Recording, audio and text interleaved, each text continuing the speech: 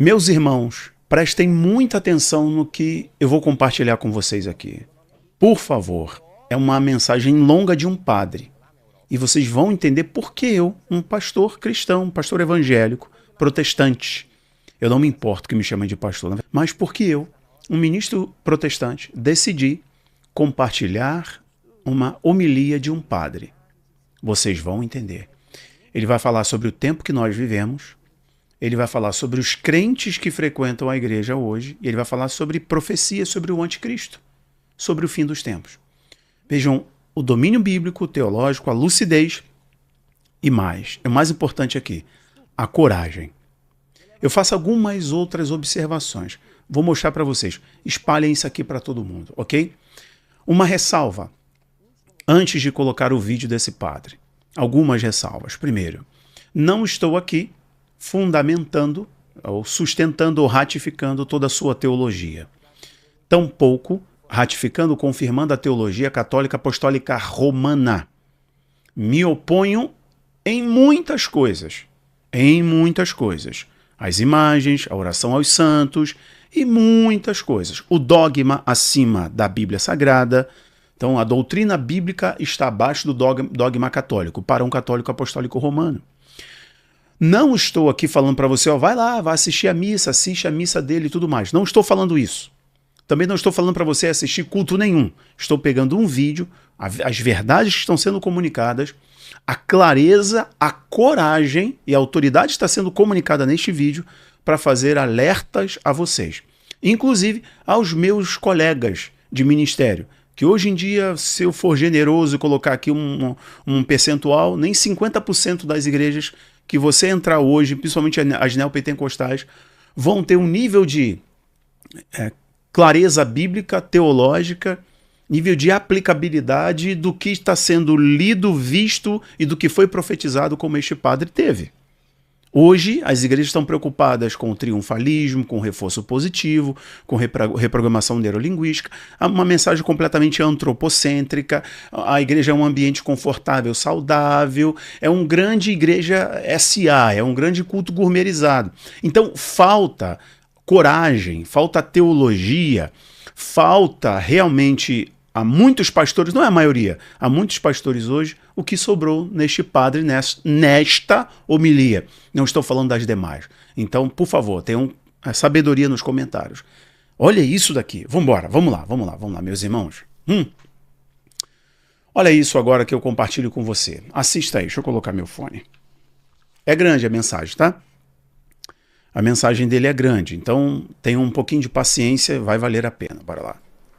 E eu vou falar para vocês que o problema entrou na igreja. Não posso dizer o nome aqui, mas tem um teólogo muito importante lá na Europa, só para a guisa de ilustração. Um teólogo muito importante lá na Europa que disse que agora essa questão dos LGBTs está na ordem do dia. Ele disse, olha, pelos meus estudos, não sei o quê, minhas análises, a minha conclusão é que é muito provável que os apóstolos tenham tido relações sexuais uns com os outros. E que Jesus também. Olha a loucura. Ele não está mentindo, tá? Esse padre não está mentindo. Ele é padre. As minhas conclusões aqui, não sei o que, os meus estudos, me levaram a suspeitar de que os apóstolos muito provavelmente namoravam uns com o quê? Com os outros. E que Jesus Cristo fazia isso também. Ele só não está falando que o Papa dele é que sustenta essa teologia ele depois vai também. Ensinar nas faculdades de teologia. Mas... E formar padres e bispos. Viram o que aconteceu em Aparecida? Olha a igreja evangélica, pô. Missão integral. Que vestiram a imagem de Nossa Senhora Aparecida com um manto com as cores do arco-íris, um grupo LGBT, dito católico, que fez uma romaria lá.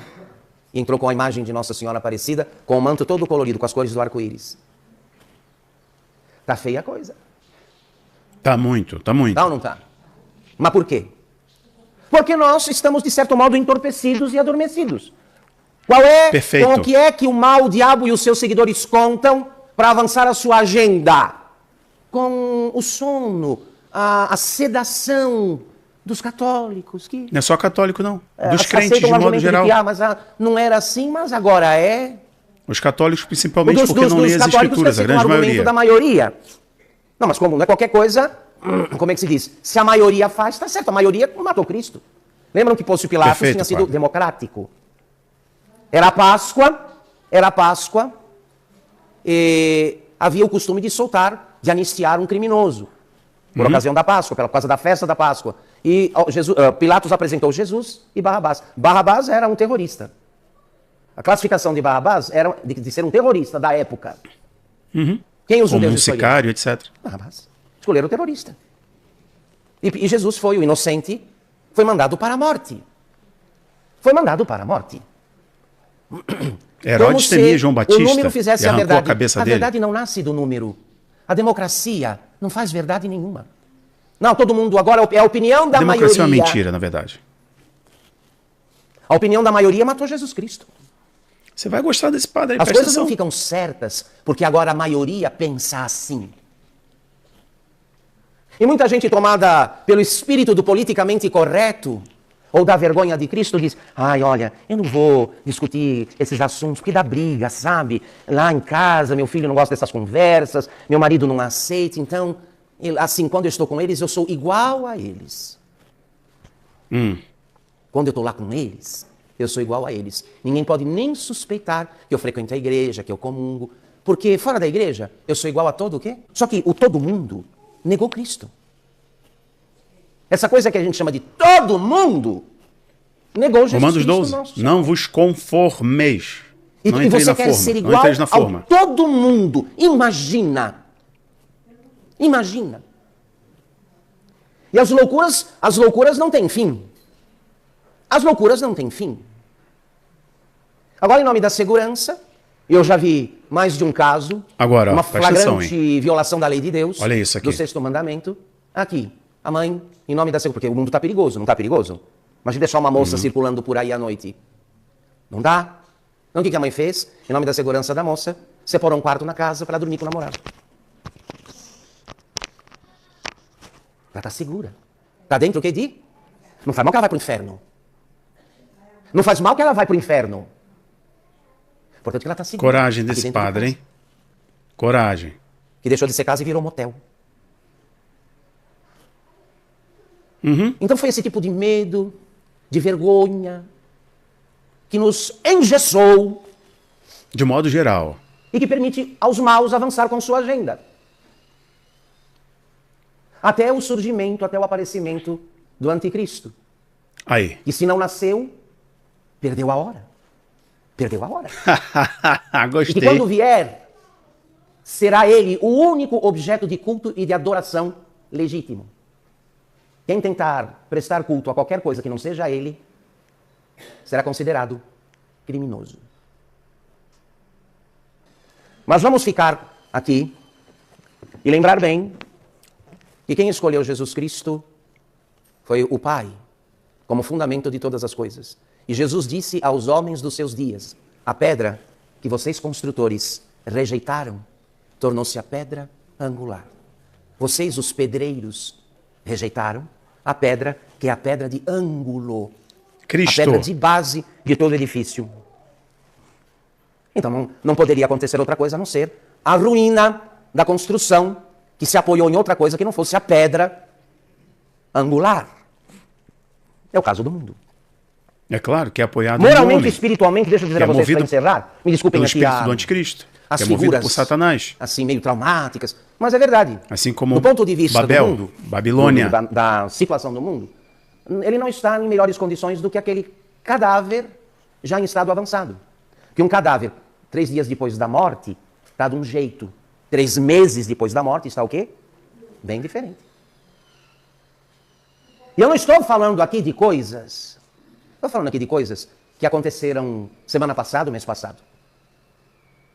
Estou falando de coisas que já cobrem alguns séculos. Um movimento de negação de Deus e de seu Cristo que cobre alguns séculos. Quando se alguém me perguntasse, como é, padre, que o mundo está diante de Deus? Em guerra contra Deus. Esse mundo para o qual vamos sair de peito aberto, de braços estendidos, atrás da última novidade para comprar, para comer, para curtir, para viajar. É um mundo que declarou guerra a quem? Evangelho e cultura estão em guerra. Quando nasceu o Evangelho, criou-se a guerra contra o mundo. O Papa Pio XI, em 1925, se eu não me engano, 21 de dezembro de 25, quando ele publicou a carta encíclica Quas Primas, estabelecendo esta festa que hoje nós estamos celebrando, alertou o mundo a respeito do que viria pela frente, do que estava por acontecer, uma vez que as sociedades e as nações anti-católicas agora estavam querendo se livrar do jugo de Cristo. Lá na Europa, os dedos já estão sobre os botões de acionamento do armamento nuclear. Um esperando que o outro acione o quê? Tá sim. Os alemães que não são bobos nem nada já estão bem preparados, né? A Alemanha está toda preparada para a guerra. Toda. Bunkers, etc. Jesus Cristo não é assunto só para oração.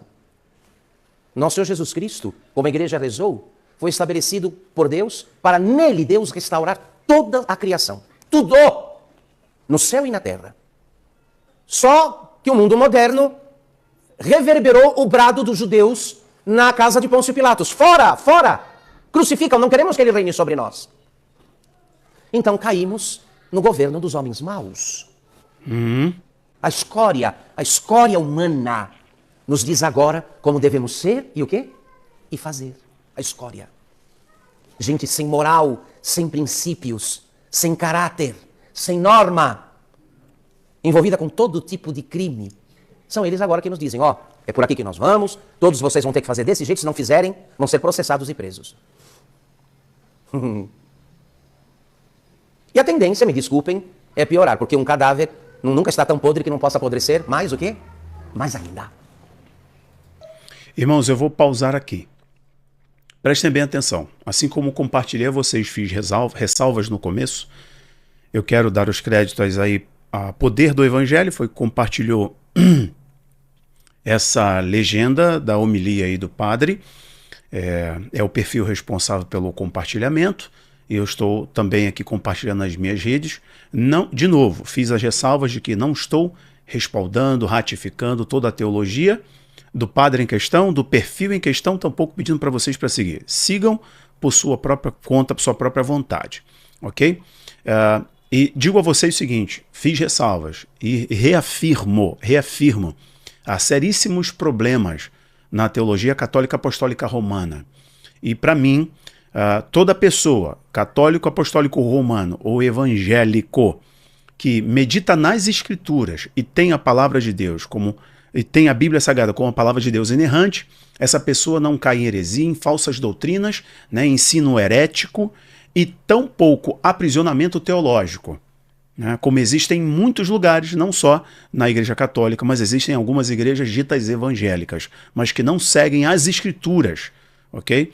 Então, se hoje nós nos voltássemos para pregações com sabedoria, cristocêntricas, né, levando as pessoas a estudar a palavra e não ser uma massa de manobra, eu acho que seria diferente a coisa.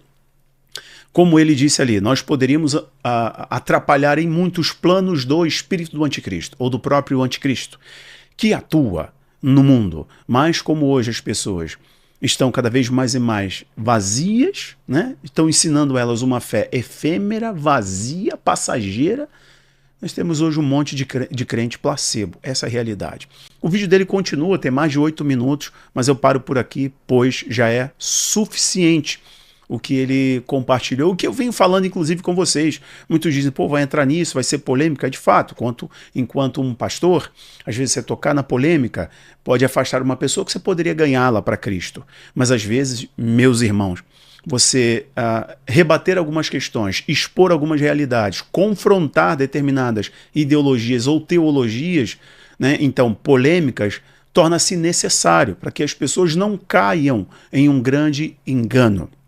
Inclusive, grande parte do que este padre denunciou, o Papa Francisco apoia, sustenta, levanta e impõe a muitos outros membros de sua denominação, e as pessoas compram essa ideia. Assim como na igreja evangélica do Brasil e do mundo, estas teologias, estas heresias entraram. A exemplo, a missão integral, a igreja inclusiva e etc. Né? Estão no meio de nós, mas não são dos nossos.